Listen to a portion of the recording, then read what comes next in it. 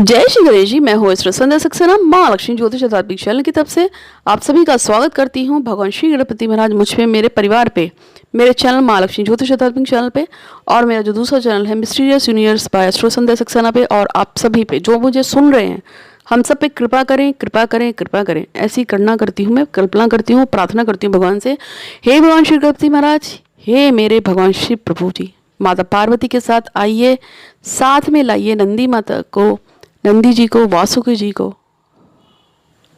कार्तिकेय जी को, चंद्रमा और माता गंगा को, और आके मेरी इस कथा को पूर्ण कीजिए और इसको आशीर्वाद दीजिए। साथ पे शिंदेव महाराज, मैं आपका भी स्वागत करती हूँ, नवग्रहों का और 33 कोटि देवी देवता का स्वागत करती हूँ कि आप सभी आके मेरी इस कथा को सुनिए और इस कथा का जो आशीर्वाद है वो मुझ पे, मेरे परिवार पे, जो मुझे मानते हैं उन लोगों पे, और साथ में मेरे इस चैनल को माँ लक्ष्मी ज्योतिष आध्यात्मिक और मिस्टीरियस यूनिवर्स बाय एस्ट्रो संध्या सक्सेना पे प्राप्त हो, ऐसी कामना करती हूँ। तो आज मैं रुद्र संहिता का जो सती खंड है उसका 8वें अध्याय के बारे में बात करेंगे। इससे पहले मैंने आपको यज्ञदत्त की कहानी सुनाई थी। यज्ञदत्त जो कि बहुत ही सदकर्मी था, लेकिन उसे जुआ खेलने का शौक लग गया था, और जो उसका पुत्र था वो भी जुआ खेलने लगता है। जब उसे पता है, चलता है कि गुण निधि के अंदर उसके गुण आ गए हैं, तो वो अपनी पत्नी और अपने पुत्र गुण निधि दोनों को ही तिलांजलि देकर उनसे पूर्ण रिश्ता तोड़कर एक ब्राह्मण कन्या से विवाह कर लेता है। ये मैंने अपने को पिछली कथा में सुनाया था। तो अब आगे की कथा में जब गुणनिधि को पता चलता है कि उसके पिता को सारा भेद मालूम हो गया है और उसके पिता ने उसको और उसकी माता को तिलांजलि दे दी है, तो उसे बहुत दुख होता है। वो दुख से पछताने लगता है। वे भूखा प्यासा जाके शिव मंदिर में बैठ जाता है, और भगवान शिवरात्रि का उस दिन व्रत था, तो वो वहाँ पे लोग आ रहे थे, जा रहे थे, और लोगों का तांता भगवान शिव के दर्शन के लिए लगा था। वहाँ तरह तरह के पकवान और खास सामग्री भगवान पे चढ़ाई जा रही थी। तो भगवान का पूजन आदि करने के बाद वो जो है गुणनिधि जो है, उसने देखा कि वहाँ सो गए थे। तो गुणनिधि ने मंदिर के अंदर, मतलब बहुत सारे लोग जो है भगवान का पूजन करने के बाद मंदिर के आसपास ही सो गए, तो गुणनिधि ने मंदिर के भीतर प्रवेश किया और वो खाने पीने का सामान लेके बाहर की ओर भागा। मगर चलते चलते उसका पैर एक सोते हुए शिव भक्त से टकरा गया। फिर क्या था, शिव भक्तों ने उसे चोर चोर चोर चोर कह के दौड़ा दिया और गुणनिधि का पीछा किया। बहुत से नागरिक और उन भक्तों के साथ मिल गए। उन्होंने दौड़ते हुए गुणनिधि को पकड़ लिया और उसको इतना मारा कि वह मर गया। उसके मरने के बाद यमदूत आए और यमदूतों ने उसको घेर लिया और निर्दयता पूर्वक उसको मारने लगे। उधर भगवान सदाशिव ने अपने गुणों से कहा कि यदि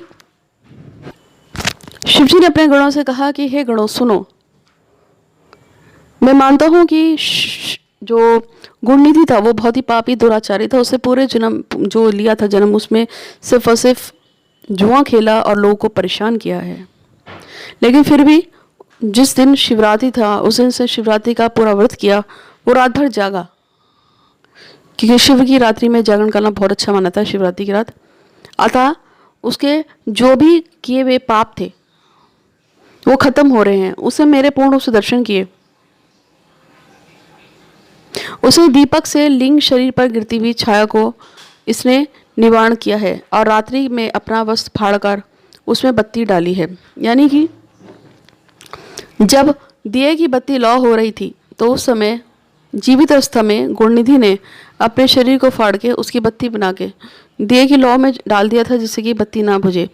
तो भगवान जो है उसके गुणों के इस तरह से बताते हैं और प्रसंगवश उसने हमारा, और कहते हैं कि भले ही वो कितना भी पापी हो, लेकिन जितनी देर वो शिवरात्रि के दिन भगवान शिव के मंदिर में बैठा रहा और लिंग के दर्शन कर रहा, और उस समय उसने न जाने कितने ही लोगों से भगवान शिव की कथाएं सुनी, उनके गुणगान सुने, उनका जो भी भगवान के बारे में बोला जा रहा था वो उन सबको सुनता जा रहा था। अतः ये सब धर्म का कार्य है। अतः उस गुणनिधि को जाके मेरे लोक में लेके आओ, और अब वो कुछ दिन हमारे पास ही रहेगा। उसके पश्चात वह कलिंग देश का राजा बनेगा अगले जन्म में। इस तरह से उन्होंने उसके बारे में कहा, भगवान शिव ने गुणनिधि के बारे में। और तब जाके ये गुणनिधि से के जो यमदूतों ने जो उसको बंधक बना रखा था, भगवान शिव के गण जाते हैं और वो वहाँ से उसको छुड़ा के इज्जत के साथ अपने पास ले आते हैं और विमान में बैठाकर भगवान शिव के दर्शन कराते हैं और उसके बाद सदाशिव की आज्ञा पाकर विमान में बैठकर शूलधारी उसके पार्षद भी घटना स्थल पर आकर पहुंचते हैं और बोले कि हे यमराज के गणों, तुम अब परम धर्मात्मा ब्राह्मण को छोड़ दो, क्योंकि इससे कोई पाप शेष नहीं रह गया, क्योंकि भगवान शिव ने बोल ही दिया था और अब वो वहाँ पर ही रहने लगा था। तो इस तरीके से उसके जो भी पाप थे वो सब बदल ठीक हो जाते हैं। और जो भगवान शिव के मंदिर में जब जो उसने अपना पुराना कपड़ा जलाया था, उसके कारण उसकी जो महिमा थी वो बढ़ जाती है, क्योंकि उसने भगवान शिव की ज्योति को स्थापित किया था। तो अब आप समझिए कि ज्योति में प्रकाश और स्थापना का कितना महत्व बढ़ जाता है कि जो लोग भगवान शिव के लिए जागरण करते हैं रात भर, जो लोग भगवान का नमः शिवाय करते हैं रात भर, भगवान शिव की कथाएं सुनते हैं रात भर, भगवान के लिए दिया जलाते हैं और फिर दिए की रक्षा करते हैं कि वो रात भर में दिया बुझ ना जाए, उसके ऊपर भगवान शिव की बहुत ही कृपा होती है। आपको समझने की जरूरत है। तो अब आगे की कहानी मैं आपको अगले अध्याय में सुनाऊंगी, अगले वीडियो में। तो आज के लिए बस इतना ही। भगवान शिव गणपति महाराज आप सब पे कृपा करें। आज के लिए इतना ही। धन्यवाद।